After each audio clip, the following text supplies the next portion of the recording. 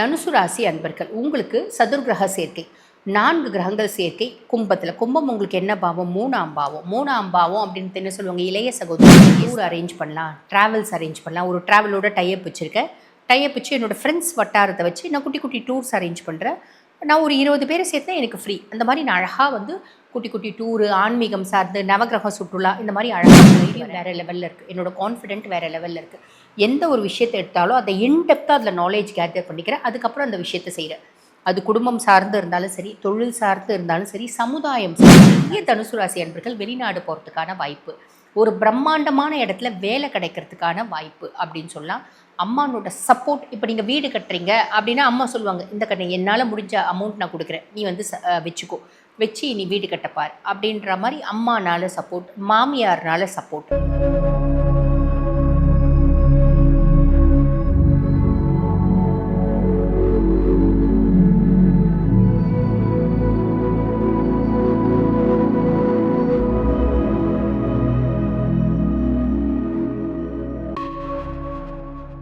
ஆன்மீக பரிகார நேயர்களுக்கு வணக்கம். நான் டாக்டர் தீபா அருளாளன். இன்றைக்கி நம்ம என்ன டாபிக் பற்றி டிஸ்கஸ் பண்ண போகிறோம் அப்படின்னா, மார்ச் மாதம் முழுசும் வந்து பார்த்திங்கன்னா 4 கிரகங்கள் கும்பத்தில் சதுர்கிரக சேர்க்கை அப்படின்னு சொல்லுவாங்க. சதுர்கிரக யோகம் அப்படிம்பாங்க.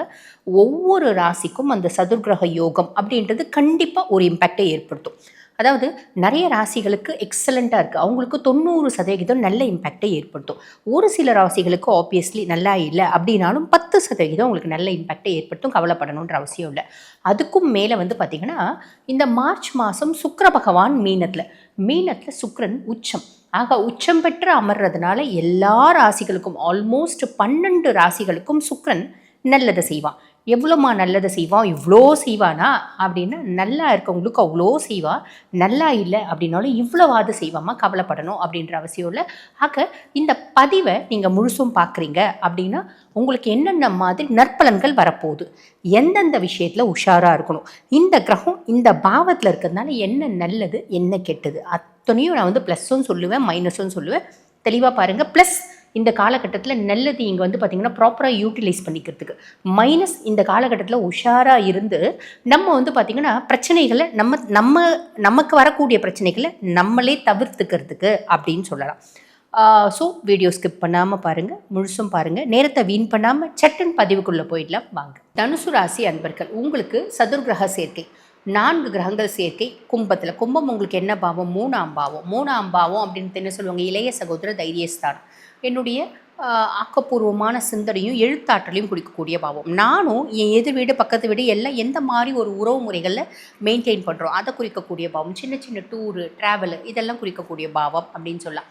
ஆக இந்த 3ஆம் பாவத்தில் ராகு பகவான் இருக்கார். என்ன பண்ணுவார்? என்னோட தைரியம் வேறு லெவலில் இருக்குங்க. என்னுடைய அளவுக்கு அதிகமான தைரியத்தினாலையும் தன்னம்பிக்கையினாலும் நான் நிறைய விஷயத்த சாதித்தேன். என் தம்பி தங்கச்சி வெளிநாட்டுக்கு அனுப்பி படிக்க வைக்கிறேன். என் தம்பி தங்கச்சி வெளிநாட்டில் இருக்காங்க. அவங்க எனக்கு ரொம்ப சப்போர்ட்டிவாக இருக்காங்க எல்லாத்துலேயும்.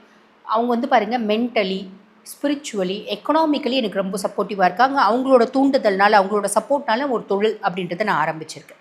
புரியுதுங்களா? இந்த மாதிரி நிறைய நல்ல விஷயங்கள் அப்படின்றது உண்டு. நானே வந்து பார்த்திங்கன்னா வெளிநாட்டுக்கு போகணுன்னு ரொம்ப நாள் ஆசைப்பட்டேன். இந்த காலகட்டத்தில் படிக்கிறதுக்காக எனக்கு வெளிநாடு போகிறேன்.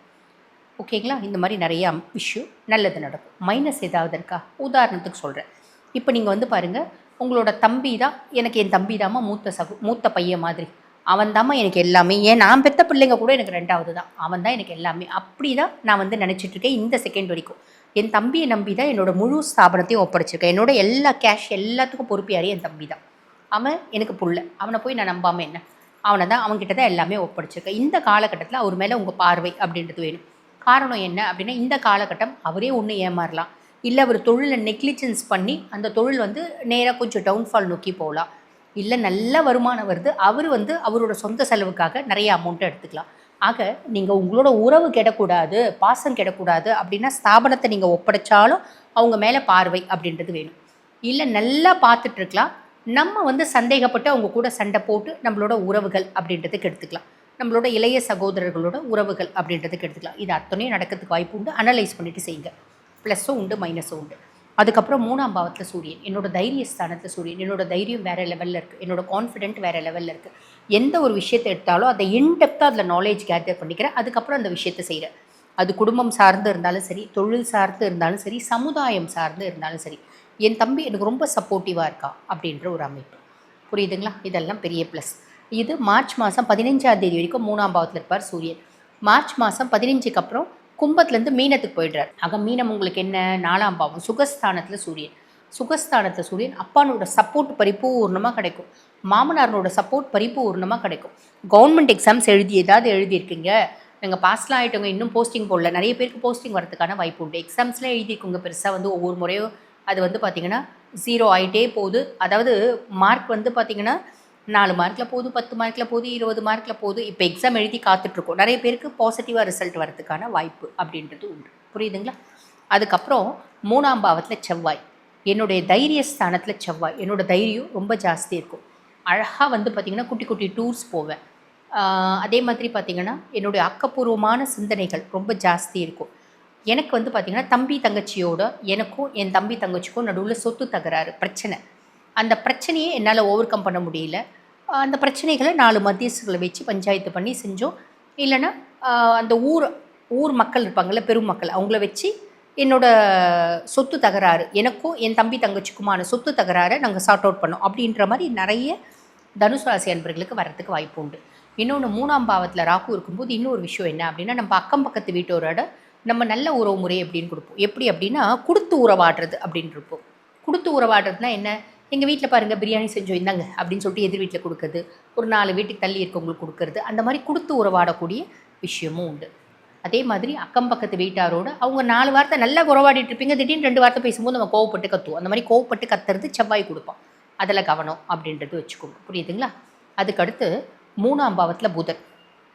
நான் வந்து சின்ன சின்ன டூர்ஸ் எல்லாம் வந்து இந்த காலகட்டம் நான் பிளான் பண்ணிட்டேன். சின்ன சின்ன டூர் அரேஞ்ச் பண்ணலாம், ட்ராவல்ஸ் அரேஞ்ச் பண்ணலாம். ஒரு ட்ராவலோட டைப் வச்சுருக்கேன். டைப் வச்சு என்னோடய ஃப்ரெண்ட்ஸ் வட்டாரத்தை வச்சு நான் குட்டி குட்டி டூர்ஸ் அரேஞ்ச் பண்ணுறேன்.